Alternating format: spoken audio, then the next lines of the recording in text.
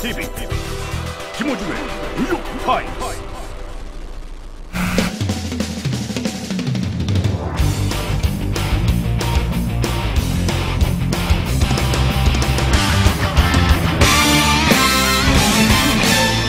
대한민국의 정치 현황을 진단한다.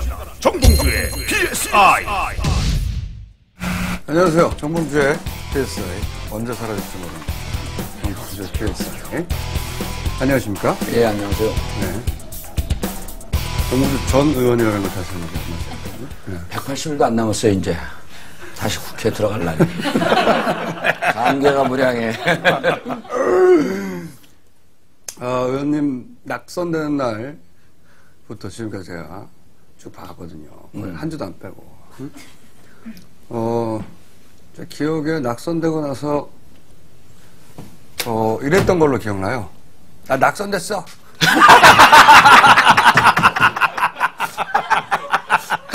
갑자기 나 토끼가 튀어나오는 줄 알았어.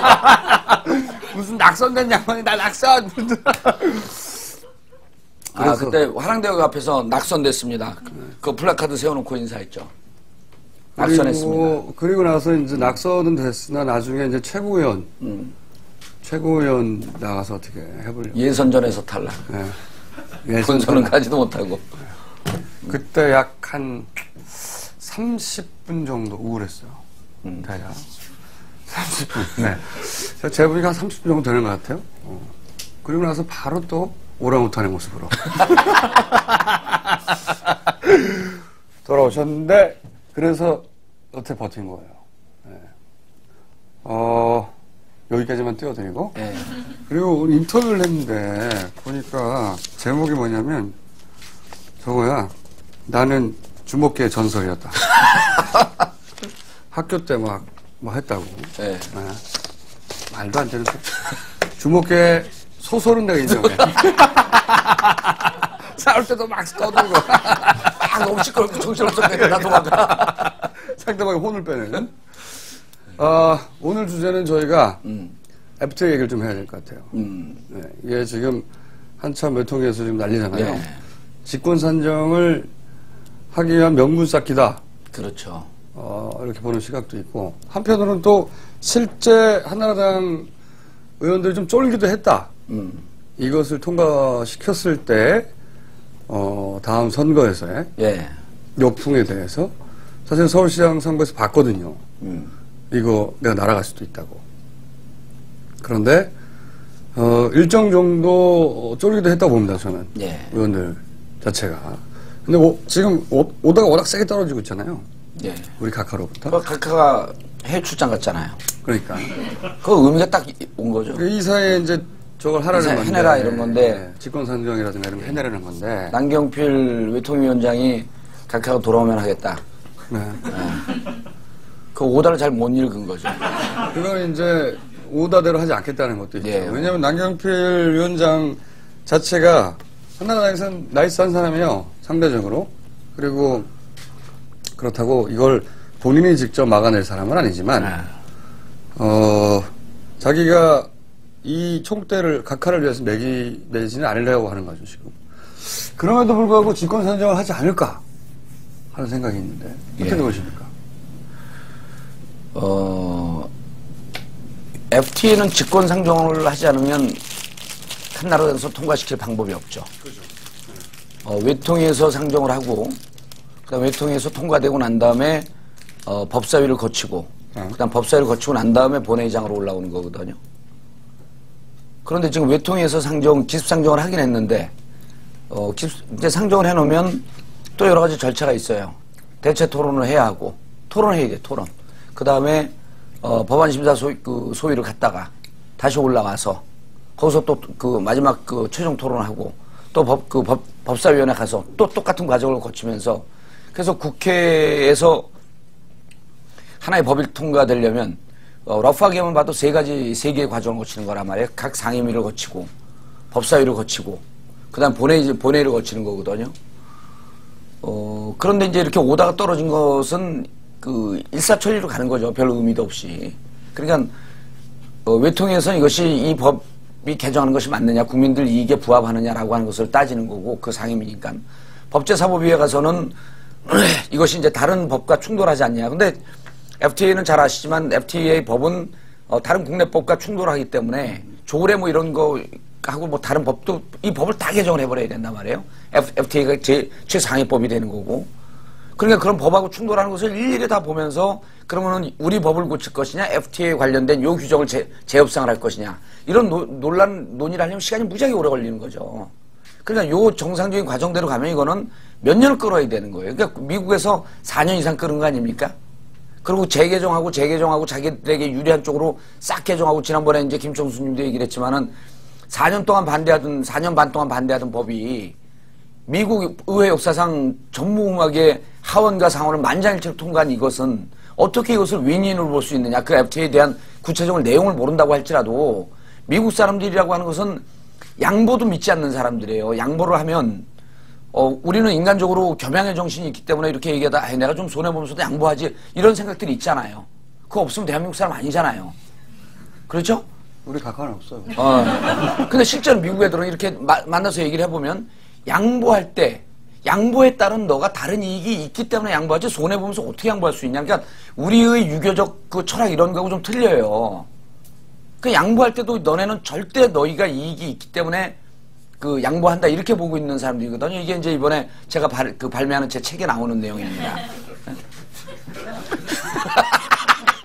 느닷없이 뭐가고 달려라 정봉주. 네, 달려라 정봉주. 제목은 잘 정했어요. 아 그래요? 제목 누가 정했어요? 제가 정했어요. 그럴 줄 알았어요. 막 촌스럽다고 그래갖고 내가 그래서 선수 딱 맞는데. 그래서 내가 이 얘기했는데 김총수가 반대를 안 하더라. 그럼 이거 잘 진 거다. 원래 촌스러워야 돼 책이. 제가 좀 촌스럽잖아요. 의원님하고 네. 완전하게 매치가 돼요. 아 그래요? 네. 제목 정말로 잘 지었어요. 보통 잘 못 짓거든요. 근데 닥치고 정치도 정말 잘 졌잖아요 제목을. 그럼 제가 지금 내용과 무관하게 제목 때문에 팔린 거야. 한 20만 부 팔렸는데 15만 부는 제목 때문에 팔린 거야. 정말 재밌어요. 못 봤죠? 아예 안 본 사람은 어디 있어 요즘. 미건수 회원들만 안 봐 이거. 미건수 회원들만 빼놓고 다 봤어. 내 책 나오기 전에 사지 마라. 달려라 정봉주 괜찮아요 제목? 아, 좋아요. 아주 딱 어울리고요. 기억하기도 딱 좋고 이미지하고 딱 맞고. 네. 근데 요즘 그 케이블 TV에서 다시 리바이벌 된 프로그램이 있어요. 달려라 하니. 제 책 발매에 맞춰갖고 다시 뜨는 거예요 이게. 그래서 이런 과정을 거치는데 미국은 일사천리로 4년 반 동안을 버티다가 하원 상원을 만장일치로 통과됐잖아요. 그럼 이거는 보나마나 FTA 곤란하고 잘 모른다 그러면은 미국 사람들이 어떻게 자기들에게 티끌만치로 또 손해볼 수 있는 법을 그 내용이 일부라도 있다면 이걸 일사천리로 이렇게 통과시키겠냐. 이건 말이 안 되는 거죠. 그러니까 이 법은 보나마나 미국과 그다음 우리나라에서도 이 법이 통과되면 도움이 될 것이다라고 생각하는 사람은 검은머리 미국인밖에 없어요. 재벌그룹과. 우리 국민들에게는 철저하게 이게 배제되고 우리 국민들이 배척되는 그런 법이죠. 그래서 이제 이런 법사위까지 거치고 상임위 그 본회의장까지 가서 또 본회의장에서 찬반 토론하고 표결을 거치고 이런 과정을 거쳐야 되는데 이 과정 속에서 이 FTA 법안 통과는 불가능합니다. 그럼 유일하게 있을 수 있는 방법이라고 하는 것은 국회의장이 직권상정 이거죠. 상임위를 거치고 법사위를 거쳐야 되는데 이런 모든 과정이 그 여러 가지 정황상 불가능하니 상임위에서 시간을 주는 거예요. 언제까지 통과시켜라. 그 통과시키지 않게 되면 못하면 국회의장이 직권상정하겠다. 라고 하는 게 직권상정이죠. 근데 직권상정 국회의장의 역사에 아주 치명적인 누가 남습니다. 근데 요즘 그 한나라당 국회의장 지금 누구죠? 박희태죠, 박희태. 네. 역사에 누가 된다라고 하는 게 무슨 뜻인지 몰라요. 뭐 역사에 누에가 되나 이렇게 생각하는 정도에. 썰렁해. 내가 얘기해도 너무 잔인했어. 그래서 지금 과정으로 보면 국회의장이 직권상정을 피할 수 없을 것이다. 그리고 청와대 오다가 떨어져 있고. 근데 이제 여기서 아까 우리 김총수님 잘 지적을 했는데요. 남경필 위원장은 나이 싼 사람이기도 하지만 괜찮아요. 별명은 이제 처음에는 16대 때 뭐 오렌지족이라고 하는 별명이 있었죠. 17대 초반까지. 실질적으로 그렇게 뭐 잘은 모르지만 좀 화려한 삶을 살았던 것 같아요. 청년 시절에. 근데 화려하다기보다는 경제적으로 부유하니까. 네, 대단히 부유한 그 유지 그리고 전 아버지 역시 이제 국회의원이었고 아버지가 사고로 돌아가시고 난 다음에 지역구를 물려받았죠. 예, 지역 재보궐선거로 들어왔어요. 그러니까 아버지 지역구를 물려받은 케이스죠. 경인일보, 뭐 수원역인가요? 뭐 그 아주 부유해요. 근데 그래서 오렌지라고 불려도 별로 할 말이 없는 상황을 받았어요 그때는. 그래서 이제 저보고 맨날 그래. 자기는 우렌지고 나더러 좌렌지라고. 예? 진짜 그랬어요. 썰렁한 얘기가 아니라 나만 오렌지나 당신도 오렌지다 그러면서 나하고 맨날 걸고 넘어갔어요. 근데 그때 보면 참 그 선견지명이 있는 게 제가 뜰 줄 알고 묻어가려고 그랬던 전략이야. 오늘 무리수가 많이 나오는데? 이거 편집하지 마세요. 근데 이제 남경필 의원도 그 지역이 거의 붙박이 당선입니다.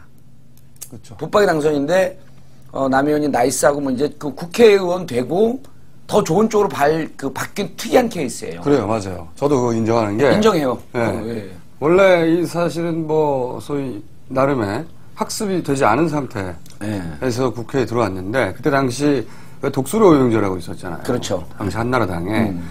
그리고 독수리 오용제 나중에 넘어갔지만. 넘어왔죠. 그 중에 김부겸 의원이었던가요? 제가 기억이 정확하게 안 나는데. 나름 학습이 됐어요. 기본적인. 역사의식에 대한 뭐 좌우 문제에 대한. 그러면서 국회 들어오고 나서 사실상 학습과 정치 적자 학습을 받으면서 물론 우파이긴 하지만 합리적인 면도 있고 절차적인 민주주의도 뭐 중요하다고 생각을 하고 나름 뚝심이 있는 거예요. 그러니까 제가 이제 인상적이라고 생각하는 것은 초반에만 하더라도 오렌지였고 뭘 몰랐는데 그래서 가장 약한 고리처럼 보였잖아요. 소장파 중에는. 근데 생각해보면 지금 그 자리에 그저 계속 남아있는 계속 남아있는 유일하죠. 유일해요.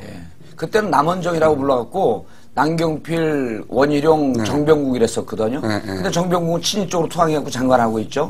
그 다음에 원희룡도 요즘 끝물 타가지고 홍준표 대표하고 뭐 각을 세워갖고 싸우고 있지만 요 바로 직전에는 친이에 투항해갖고 당대표 되려고 그랬잖아요.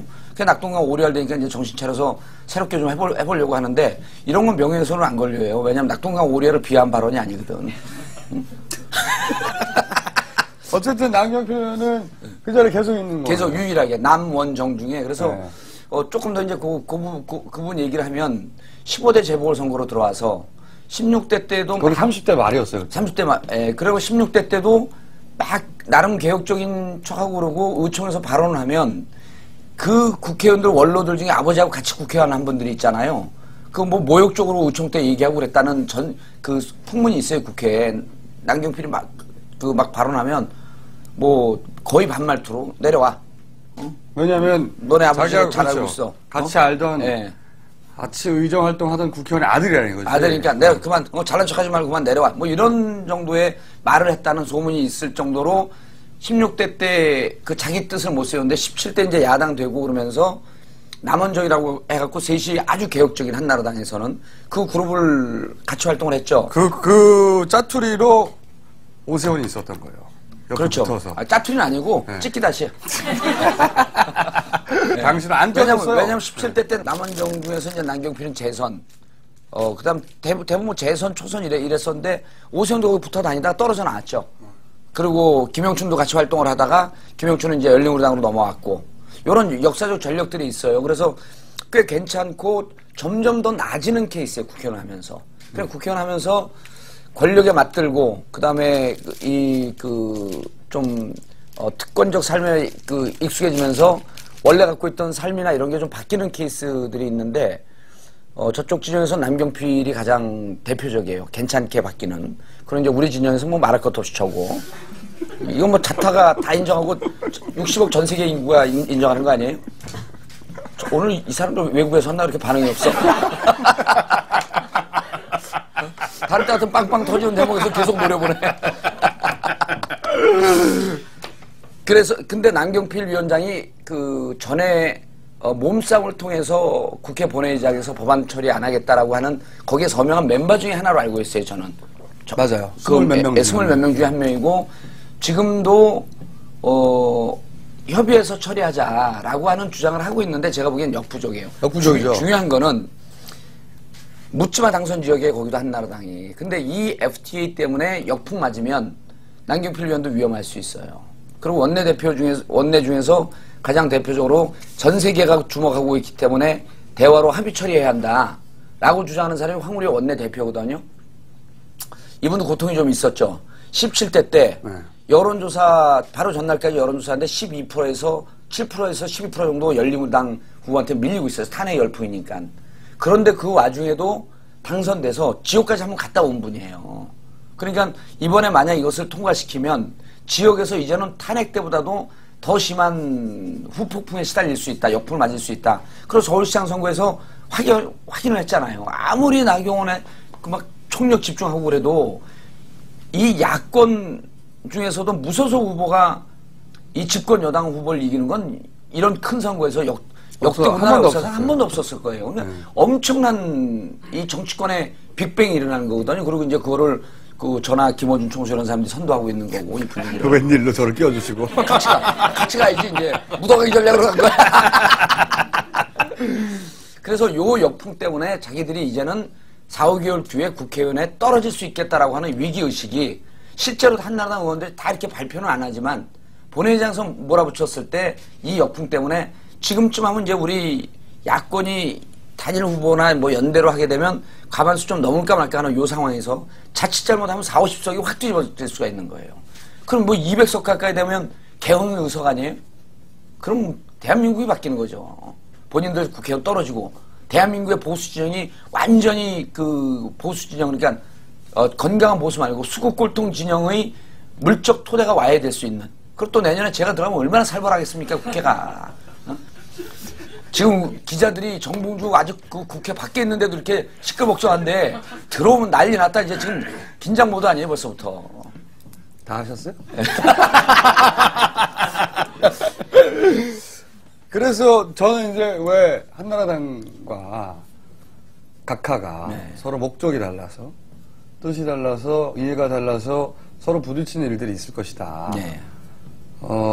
그것 중에 하나가 이것이 될 수 있다고 생각하는데, 아직 결론은 잘 모르겠지만, 왜냐면, 각하는 이제 오바마하고 약속을 했고, 미국에서 잔뜩 폼 잡고 왔어요. 그리고 각하는. 다스 미국 현지 법인도 있다 그러잖아요? 네. 참 이게, 그것까지 캐야 되는데, 우리가 너무 바빠갖고. 그걸 캐야 되는데. 의원님 사인회 한다고 바빠서 그래. 통풍 집회를 이제 끝났어. 근데, 그러니까 각하는 자기 업적으로 남기고 싶은 거예요. 미국에다가 약속도 했고, 대통령과 만났고, 폼 잔뜩 잡았고, 그러니까 자기 퇴임할 때 훈장 하나 달고, 가고 싶은 욕심이 있어서 무조건 통과시키라고 오다가 떨어졌단 말이죠. 그리고 만약에 서울시장이 선거 졌다면 이거 통과됐어요, 벌써. 벌써 통과됐어요. 벌써 끝났어요. 통과됐어요. 벌써, 벌써 직권 상정 해버렸을 거야. 근데, 이번에 한번 봤단 말이죠. 네. 이거 다 죽을 수도 있다. 그러니까 한나라당의 의원들의 생각은 조금씩 다른 거예요. 그래서 명분을 조금씩 쌓고 있는 중인 거죠. 쌓고 있는 중인데 여의치 않게 가고 있는 느낌이 들어요. 그러니까 FTA를 직권 상정할 것이냐 말 것이냐 여기에서 완벽한 합의도 지금 안 이루어졌어요. 그러니까요.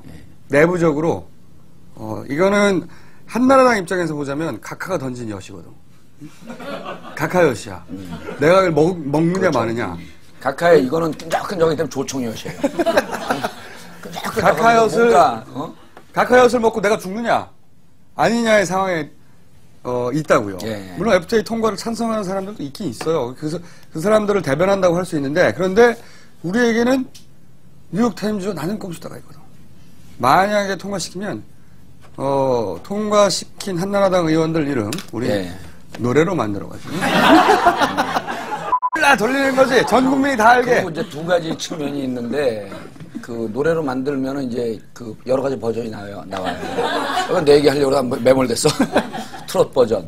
예? 그다음에 그 뭐죠? 발라드 버전. 네. 그다음에 이제 제가 제일 좋아하는 힙합 버전. 클래식, 힙합, 다 나와. 나는 힙합은 내가 그래서 이번에 우리가 각자 노래 하나씩 데뷔하는 거야. 취입하는 거야, 취입. 그만하세요. 그만 먹어. 그래서 이거 오늘 발표하려고 그러는데 방송 녹음하고 나서 FTA를 통과시키는 한나라당 의원들 이름으로 노래를 만들어서 딴 얘기 안 늘어. 그냥 이름으로 노래를 만들어서 전 국민의 귀에 완벽하게 그런 노래 있잖아요. 그런 노래 있잖아요. 무슨 역사를 빛낸 백인. 네. 그렇죠. 그거 똑같이 하면 되는 거야. 똑같이 만들어. 네, 똑같이 갖고 나라를 팔아먹은 백인. 예? 그렇게까지 하면 예. 그렇게까지 할 필요가 없어요. 노래를 만들어서 초등학생들이 다 외우게 만들어. 초등학생들까지 완벽하게 1, 2, 3, 4절 하면 다 들어가. 그러면 그리고 이제 저쪽에서 곤혹스러운 건 이런 측면이 있어요. 노출되지 않고 있는 건데 한나라당은 다 도시의 지역 기반을 갖고 있는 분들이 아니거든요. 농촌 의원들이 있어요. 농촌 의원들은 농민의 이런 데서 다 반대하잖아요. 우리나라 농업이 다 죽어버리니까. 그래서 농촌의 지역구를 갖고 있는 의원들은 지금 반대하고 싶은 거예요. 그 지역에서 이미 압박이, 그 농민의 뭐 이런 데서 압박이 들어갔을 거예요. 농협, 농민의 이런 데서 압박이 들어갔는데 겉으로 지금 얘기를 못하는 거야. 오다가 떨어져서. 그런데 지금 이제 제가 보면서 뭘 느꼈냐면, 외통위를 막았잖아요. 기습상정을 했어요. 근데 저게 정말 통과시켜야 되고 본회의 직권상정할 때의 분위기는요. 일단 상임위에서 기싸움을 해버립니다. 근데 지금 안 끌어내고 있어요. 이게 경유권 발동해갖고 경위 들어와서 막 끌어내고 이래야지 이게 그 상임위에서 기싸움에서 제압이 되면서 그걸 명분으로 축적되고 이거 봐라 뭐 이렇게 싸우는 국회 어쩌고저쩌고 하면서 결국은 직권상정밖에 없다 했는데 상임위에서 못 끌어내고 있어요. 이게 저는 또 저런 것도 있다고 보는 게 한나라당 의원들도 이 ISD 가만히 보니까 이게 좀 말이 안 되는 것 같은 거예요. 자기들도 바보가 아니니까 이제 이게 통과됐다가 그 책임을 자기들이 진다고 생각하니까 무서운 거야 자기들도. 그래서 확 밀어붙이지 못하고 주춤거리고 있다. 주춤거리고 있다. ISD 뭐 복잡한 것도 아닌데 간단하게 어떤 분이 트윗에 이런 글을 올렸어요. 캐나다에서 미국의 택배 회사가 이제 캐나다 들어왔잖아요. FTA 돼 있으니까. 캐나다 택배 회사가 캐나다 국영 우체국을 상대로 소송을 걸었어요. 국가의 통신망을 이용한 이 택배는 불공정 경쟁이다. 그래서 그 우체국 사업을 중지할 것을 요청하는 소송을 걸었어요. 이게 ISD예요. 그럼 꼼짝없이 우리는 또 사전 동의 조약까지 있잖아요. 문제 제기를 하게 되면 국가는 그거에 대해서 무조건 동의할 수밖에 없어요. 이의 제기를 할 수가 없어. 그러니까 무조건 제소가 되는 거야.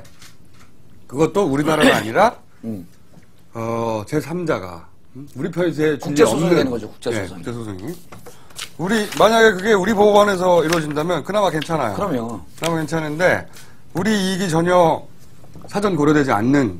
그리고 그 국제소송이라고 하는 것은 결국은 그 미국과 가까운 이런 나라가 결정적으로 한 80-90% 정도의 지배력을 갖고 있는 데 아니에요. IMF 같은 경우는 사실은 국제금융기구라고 하지만 미국이 결정되는 거 아닙니까?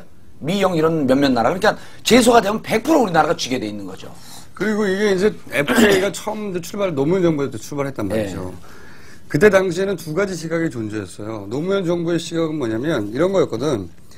FTA가 지금 전 세계적인 추세이기도 하고, 그러므로 미국이라고 하는 시장을 놓고 누가 먼저 그 시장을 일정 정도 가져가느냐 이런 싸움으로 이해했단 말이죠. 그렇죠. 그래서 당시는 그것을 이익 균형의 문제로 봤어요. 이익만 서로 맞으면 할 수 있지도 않느냐, 할 수 있는 거 아니냐라는 시각이 하나 있었고, 또 하나 당시 민주노당 같은 진보 진영에서는 FTA 자체를 반대했다고. 왜냐면은 힘의 균형이 이미 맞지 않기 때문에 사실은 이걸 체결하고 나면 이익 균형이 처음에 맞아 보여도 이것이 한쪽으로 쏠린다고 한쪽으로 쏠리게 되어 있다. 이 시각이 존재했단 말이죠. 사실 그때 당시만 하더라도 이렇게 될 수도 있고 저렇게 될 수도 있었어요. 미래는 모르는 일이니까. 물론 진보 진영에서의 그 경고들, 그 경고들이 예를 들어서 ISD에 대한 경고들 같은 거 진보 진영에 먼저 나왔거든요. 당시 노무현 정부가 이 ISD에 대한 심각성에 대해서 몰랐죠. 협상 당사자들이 몰랐단 말이야. 잘. 이거는 몰랐다고 해서 핑계 댈 수 있는 일이 아니기 때문에 이건 잘못한 게 맞아요. 맞고요. 맞는데 근데 지금 현재 스코어의 문제는 뭐냐면 이게 진보 진영에서도 이제 스탠스를 잘 잡아야 되는데 그러니까 노무현 정부가 잘못했으니 니들은 아무 말도 하지 말라. 이래가지고 싸우면 안 된단 말이야. 왜냐하면 거기가 민주당이기 때문에. 그렇죠. 그거는 두 번째, 세 번째 실수를 반복하지 않기 위해서 따질 일이에요. 그러니까 지금은 사실은 다 합쳐서 이걸 막는 게 중요한 거예요. 그리고 노무현 때 만들었던 FTA와 여러 차례 개정을 했잖아요. 그러니까 노무현 정부 때 이런 거죠. 노무현 정부 때 만들었던 FTA가 여기에 독소 조항을 못 본 거 잘못한 거 맞아요. 그래서 문 실장이 그런 표현까지 문 실장님이 하셨나 누가 그런 표현까지 했는데 통상 관료들이 정부를 속였다. 이런 시각이 존재하고 있거든요. 그렇죠. 통상 관료들은 정확히 알고 있으면서 실질적으로 그 사람들은 미국의 국익에 더 충실한 사람 같다라고 하는 게 여기저기 그 인터뷰 내용 중에 나와요. 그리고 그것을 정확히 이해하고 있는 사람들이 정부를 속였다 이런 표현이 하나 있거든요. 그래서 그건 뭐냐면 이거 문제가 있고 독소 조항인데 우리가 잘 이해하지 못했다 라고 하는 거 인정했단 말이에요. 그러면은 싸움의 주체를 같이 들어와야죠. 두 번째로는 그때 우리가 FTA 했던 것과 그 이후에 개정된 것은 훨씬 더 미국 업계의 이익을 반영한 거기 때문에 그때 FTA와 지금의 FTA는 완전히 전신성형을 한 거예요. 사람이 다른 사람이 돼버린 거예요. 이게 본질적으로. 그래서 지금 FTA를 마치 그런데다가 노무현 대통령까지 광고 모델로 쓰잖아. 이런 모욕적인 행위를 서슴지 않고 한단 말이에요. 그러니까 뭐 그 양식과 양심이 하나도 없는 거지. 그래서 지금 FTA는 그때 잘못했다라고 하는 점들 인정하고 그 독소 조항까지도 빼내야 된다. 그다음 두 번째, 그때의 내용과 지금 개정된 내용들 이거는 완전 재협상해야 된다. 이 두 가지 축이기 때문에 전체 전선을 하나 만들고 근데 지금 다 같이 하고 있지 않나요? 그렇죠. 그러니까 이제 근데 이런 것들이 존재하거든요. 사람들 마음속에는 그때 내가 했던 말이 맞잖아 봐. 이 이야기를 듣고 싶은 마음이 있어요. 작은 마음이라고 나는 생각하는데 지금 작은 현재 마음을 한자로 하면 소심 아닌가요? 지금 현재 사안의 심각성을 따지자면 사실은 일단 다 합쳐서 막아야죠. 그렇죠. 우리끼리 다투면 좀. 네. 그리고 나서 유보해야지. 이게 막아지고 나면 이 잘못을 반복하지 않기 위해 사실은 그때 우리가 무슨 잘못을 했는지 얘기도 해야 돼요. 분명히. 이걸 순서를 거꾸로 하고 싶다고. 근데 사람의 마음이라는 게 내 말이 맞았잖아. 거봐. 이 얘기를 하고 싶은 거거든요. 그런 사람들이 존재해요. 여전히. 왜 반성하지 않느냐. 혹은 잘못했다고 토해라. 그런 거 중요하지 않다. 여러 차례 얘기하지 않았어요? 두 번째로 중요한. 네. 반성하고 잘못됐다. 그 통상 관료들이 속였다. 이런 얘기까지 나왔을 정도로. 근데 속였다는 얘기도 듣고 싶지 않은 거예요. 무슨 얘기가 듣고 싶냐면. 당신들 알면서 그러지 않았냐? 혹은 니들이 무능했다고 인정하라는 거지. 그런 얘기가 듣고 싶어. 근데 더 이상 부탁을 안 하잖아. 그런데 그런 얘기를 하기 전에 이쪽 진영에서 그 말을 먼저 해야 되는 건 또 맞아요. 명백하게 잘못한 거기 때문에 예를 들어서 자기들이 정권을 쥐고 있었는데 당시 ISD의 심각성에 대해서는 몰랐다라고 하는 게 핑계가 될 수 없잖아요. 그렇죠? 그러니까 이것도 해야 되는 건데 순서가 이걸 막는 게 먼저라는 거예요. 그러면. 그리고 만약에 저쪽이 다수 정당이기 때문에 이걸 막지 못한다면 무리의혹으로 끝까지 통과시키려고 한다면 각하의 오다에 의해서 그러면 국회를 바꿔야 돼요. 다. 국회를 다 바꾸고 그것이 가능하다는 그 법적 해석도 있고 가능하지 않다는 법적 해석도 있어요. 후자가 더 강하지 않나요? 가능하지 않다는 해석들도 있어요. 네. 그러니까 후자, 가능하지 않다는 게 더 강한 거죠. 그러니까 뭐냐면은 새로 법을 만들어서 그 ISD 조항을 무력화시키거나 또는 뭐 재협상에 준하게 우리 국내법을 강화시키거나 하는 방향의 해결책을 찾고 있단 말이죠. 법률가. 미국은 그게 돼 있잖아요. 그러니까 미국 국가와의 협상을 맺은 거고 국가 이 FTA 조항이 연방법과 대치될 때는 연방법은 이것을 거부할 수 있는 권한이 있는 거 아니에요. 주법이. 주법이 연방 각 주가. 그래서 각 주가 자기를 보호할 수 있는 보호 장치가 다 마련돼 있어요. 그러니까 우리나라가 미국에서 투자한 현지 법인은 미국 국가를 상대로 제소할 수 있지만 그러니까 각 주정부를 상대로 제소를 못 해요. 해봐도 별 의미가 없어요. 연방이라는 건 사실은 실체가 없는 거거든요. 실체가 없는 거죠, 미국은. 그러니까 걔네들은 자기를 보호할 수가 있는 거고 우리는 아니니까. 그래서 이 ISD를 무료화시킬 국내법을 제정하면 되지 않겠냐는 논의도 있는데 가능하다는 쪽과 가능하지 않다는 쪽이 있어요. 법적 해석이. 국제사회에서 경제적이나 이런 여러 가지로 고립될 위험성이 있다라고 지적하는 분들이 있더라고요. 그렇죠. 다시 그 법을 개정하려고 하면. 어쨌든 지금 만약에 이게 통과된다면 남는 방법은 국회를 다 바꾸는 거예요.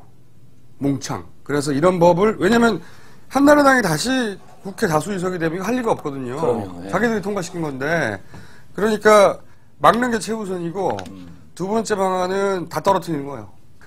다 이름을 외우게 만들어. 근데 이제 다 떨어뜨리는 것까지 가기보다 이제 막아야 되는데 설사 우리가 막아도요. 이거 시도했던 놈들도 다 떨어뜨려야 돼요. 막았으니까 시도했던 놈들 용서한다? 전 그렇게 인생을 여유롭게 살아오지 않았어요. 좀 악랄하게 살아야겠어. 시도했는 놈들 다 떨어뜨리고, 근데 이제 그게 가능한 게요. 예전 같으면 언론을 통해서 뭐 누가 어쩌고 하고 그래야 되는데 요즘 개인 미디어 시대 아니에요. 여러분들이 트윗을 하는 사람 자체가 방송국이야. 여러분들이 방송의 주체가 되는 거예요. 다 그 얘기 뿌리는 거지. 그리고 그걸 주도하고 있는 이 시대 훌륭한 그 지도자 정봉주가 있잖아요. 여기서 끝내도록 하겠습니다. 근데 또 성과는 또 이런 거예요. 사람들이 야채에 큰 관심 없었거든요. 네. 사실 민주노동당 정도에서 제가 거기서 예. 끼어들어서 한마디 드리면 그래서 이 싸움은 민주당이 국회에서 막지만 싸움의 전체적인 전선의 주도력은 나는 민주노동당이나 진보신당이 갖고 가야 되는 게 맞다고 봐요. 그리고 이게 정당성이 있죠. 정당성이 있어요. 그리고 이런 싸움을 통해서 맨날 정치는 민주당이 주도하는 것이 아니고 민주당은 통합도 주도하고 여러 가지도 하되 이런 싸움에 있어서 이니셔티브는 민주노동당의 문제제기를 처음부터 강력하게 했기 때문에 이 싸움은 민주노동당이 하면서 민주당 거기에 100% 동의하고 뭐 우리 잘났다고 큰 소리 치고 이런 것보다도 그래서 각 시기별로 싸움의 역할도 좀 돌아가면서 하면 이게 통합에 큰 물꼬를 트는 거 아니겠느냐 이런 제안은 저밖에 못해요. 이거 인정. 네. 그거 인정. 그래서 이번 싸움은 민주노동이 저도 똑같이 하고 생각하는데 네, 그런 얘기를 내가 하긴 말하려고 어렵죠. 했는데 바로 말해버렸네. 네. 이거를 콜럼버스 계란이라고 하는 겁니다. 먼저 하는 사람이 작대기야. 그래서 실제로 그러면은 이 싸움의 주도권을 하고 그러게 되면 민주노동당도 내가 잘못했다고 맨날 민주당 욕했는데 자기에게 주도권을 주고 같이 하는 이런 모습을 보이면 이후에 통합할 때도 무척 너그러워져요. 그렇죠. 사실은 여기서는 예를 들어 이정희 대표를 맨 앞에 세우고 민주당 국회의원들 뒤에 서서 이걸 막아내는 모습을 보여줘야 되는 거예요. 그 정도도 못 해주면서 그럼요. 겨우 그 정도도 못 해주면서 어떻게 의석을 나누자고 그래. 말도 안 되지. 안 믿지 상대방이. 믿을 수 없죠. 그리고 의원님 여기까지 하려고 오늘 이제 이게 방송 나갈 때는 며칠 전에 촛불 시인데 좀 더 대규모로 이 촛불 문화제가 있어야 될 필요가 있을 때 우리 낙검수 4인방에 뜨겠다는 약속을 드리면서 방송 마치겠습니다. 네, 감사합니다.